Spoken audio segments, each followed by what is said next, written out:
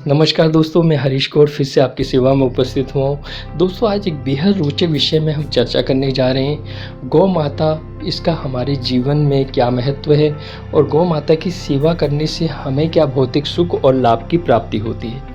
यहाँ दोस्तों मैं ये बता देना अति आवश्यक समझता हूँ कि गौ माता के शरीर में 33 कोटि देवी देवता का निवास स्थान बताया गया है। गौ के मस्तक में स्वयं साक्षात शिव शंभु महादेव निवास करते हैं। इसलिए यदि हम गौ माता के मस्तक को नियमित रूप से स्पर्श करते हैं तो ये शिव की पूजा के समान ही कल्याणकारी बताया गया है। ये शिवलिंग को छूने के समान ही फलप्रद बताया गया है। इसी तरह से गौ के हृदय में भगवान विष्णु का निवास स्थान बताया गया है।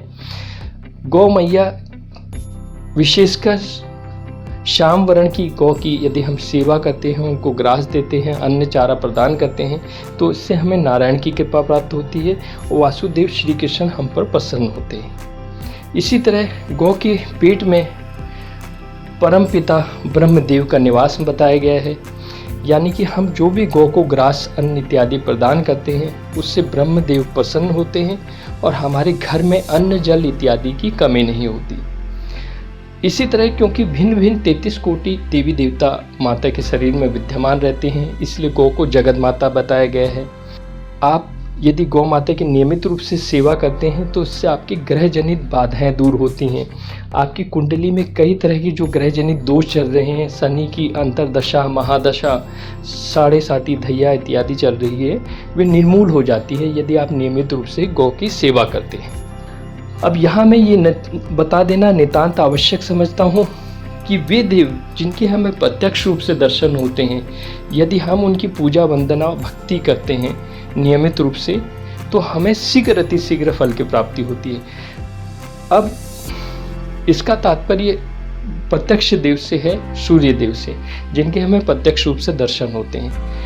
तो जो बच्चे जिनकी मंद बुद्धि हैं, जिनका पढ़ाई में ध्यान नहीं लगता, या जो एकाग्रता जिनकी भंग होती रहती है, यदि वे नियमित रूप से सूर्य को अर्घ्य देते हैं, उनकी पूजा करते हैं, आदित्य हृदय स्तोत्र का स्तवन करते हैं, तो उससे उनके ज्ञान में विकास में वृद्धि होती है।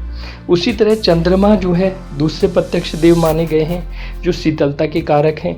जिन बच्चों का मानसिक असंतुलन बिगड़ा रहता है, जिन व्यक्तियों को हमेशा मानसिक कष्ट और पीड़ा रहती है, उनका मन अशांत रहता है, यदि वे चंद्रमा को अर्घ्य देते हैं, खीर प्रदान करते हैं, तो उनके जीवन में वो बाधाएं दूर होती हैं और वो शांतचित्त बनते हैं और अपने विकास मार्ग में आगे बढ़ते हैं। इसी तरह गौ मैया, जिनमें 33 कोटि देवी देवता विद्यमान हैं, यदि हम उनकी नियमित रूप से सेवा करते हैं तो हमारे को सारी तरह की बाधाओं से मुक्ति प्राप्त होती है। इन्हीं शब्दों के साथ मैं अपनी वाणी को विराम देना चाहूँगा। ऐसे ही रोचक विषयों में हम आपके सामने फिर से प्रस्तुत होंगे। आपसे मेरा निवेदन है, यदि हमारे ये टॉपिक आपको पसंद आते हैं तो आप अपने बहुमूल्य कमेंट अवश्य दें, जो हमें मोटिवेट करते हैं, प्रेरित करते हैं कुछ नया करने के लिए। इन्हीं शब्दों के साथ मैं आपसे विदाई लेता हूँ। नमस्कार।